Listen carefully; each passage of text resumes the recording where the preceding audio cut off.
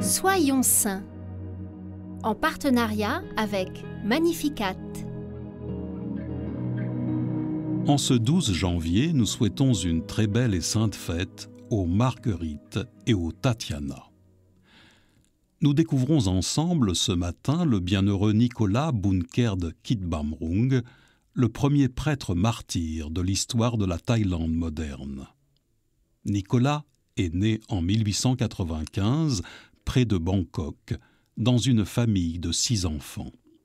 Leurs parents se sont tous les deux convertis à la foi catholique et éduquent leurs enfants en leur annonçant avec ferveur l'Évangile. Nicolas découvre sa vocation religieuse en servant la messe aux missions étrangères de Paris, appelées aussi les MEP. Il est ensuite ordonné prêtre dans son pays natal en 1926. D'abord vicaire au MEP, Nicolas est rapidement appelé à évangéliser dans d'autres régions de la Thaïlande, notamment dans le nord, où la population pauvre délaisse peu à peu la pratique religieuse.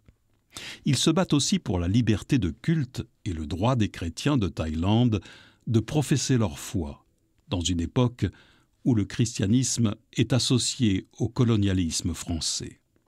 Les catholiques y sont vus comme des parasites tout juste bons à être éliminés, et les prêtres y sont malmenés, voire tués. Son zèle apostolique le mène jusqu'aux frontières du Laos, et même en Birmanie. Nicolas est animé d'une grande charité, et il a le souci de faire connaître le Christ à ceux qui n'en ont jamais entendu parler.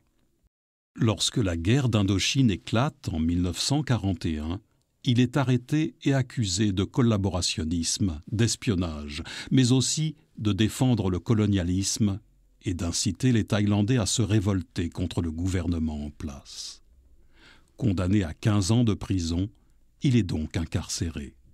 Mais il continue, même en prison, d'évangéliser, de baptiser et de consoler ceux qui l'entourent. On rapporte qu'il y baptise plus de 60 personnes. Homme de prière, Nicolas meurt de la tuberculose en 1944 en pardonnant à ses persécuteurs qui lui ont notamment refusé tout soin. Jésus a annoncé à ses disciples des temps d'épreuve, et le bienheureux Nicolas Boonkeerd Kitbamrung a enduré force tribulations pour l'annonce de l'Évangile.